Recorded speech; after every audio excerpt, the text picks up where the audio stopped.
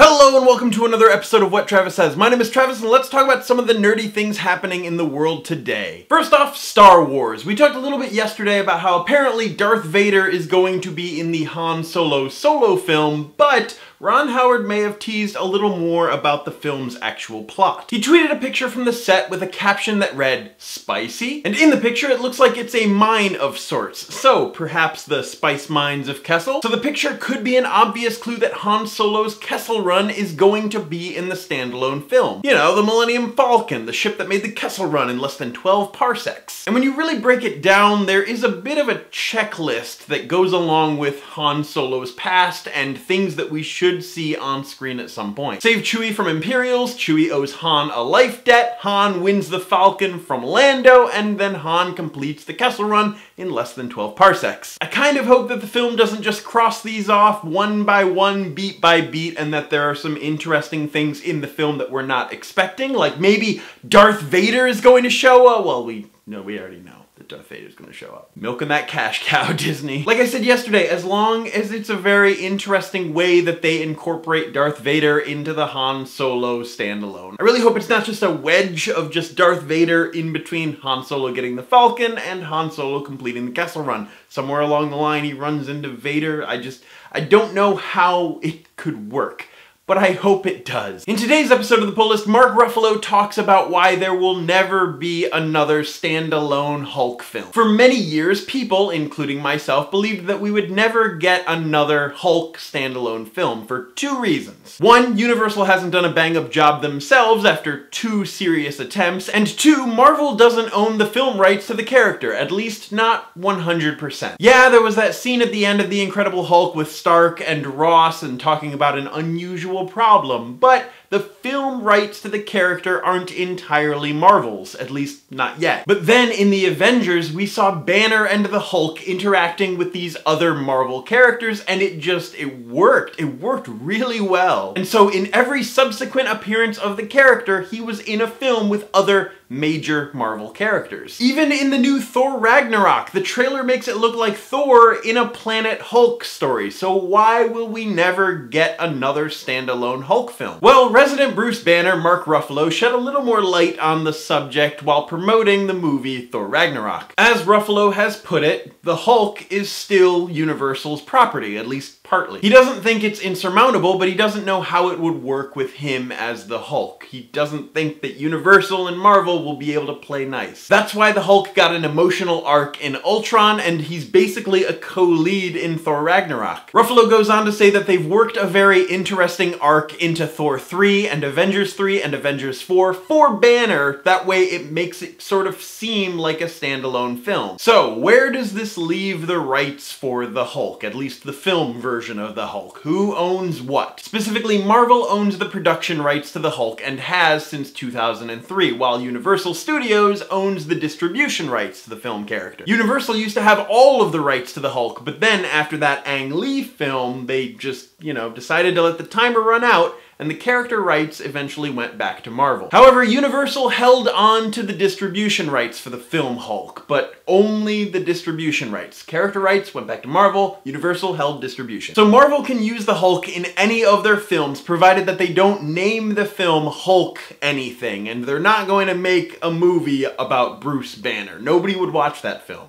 Well, I would watch that film. Mark Ruffalo is just a perfect Bruce Banner. Then on the other hand, Universal cannot make a standalone Hulk film without Marvel's help. But if that film ever got made, Universal would make bank with the distribution rights of DVD and Blu-ray sales. I really enjoy how Marvel has been working Banner and the Hulk into their films, especially during post-credit scenes. They're just great. And I'm pretty excited to see where Marvel takes the character through Ragnarok and Avengers 3 and Avengers 4. Trending today, an asteroid sampling probe has just said goodbye to the Earth for the second time. Launched by NASA just over a year ago, the asteroid sampling probe OSIRIS-REx is heading towards its new destination of asteroid Bennu. But not before waving by as it slingshots through Earth's gravitational pull towards the asteroid. The return was meant to slingshot the probe using Earth's gravity to help it gain speed towards the destination of asteroid Bennu. As the probe got close enough to Earth's gravitational pull, it was able to to change its momentum. And then NASA used that catch to whiplash around using the gravity assist. And if everything goes according to plan, OSIRIS-REx will reach Bennu by late next year. The trick will then be getting OSIRIS-REx caught in Bennu's gravitational pull, which, again, is part of the plan, but Bennu is kind of small and it has rather low gravity. The probe will study Bennu from orbit for about a year and then in July of 2020 make its way down to the surface of the asteroid to start some groundwork. Stealing away 2 ounces of dirt, OSIRIS-REx will then begin its long trek back to Earth in March of 2021. And then finally, by September 2023, OSIRIS-REx will launch the capsule of the dirt onto planet Earth using a parachute. And then OSIRIS-REx will finally enjoy its twilight years cruising in orbit around the sun. So why Bennu? Why are we studying this asteroid? Well, it should give scientists a better window into understanding the origins of the solar system. Primitive carbon-based asteroids like Bennu may have been instrumental in helping bring the building blocks of life to planet Earth. And OSIRIS-REx's full name, are you ready for this?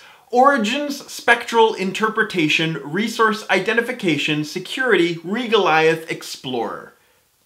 X.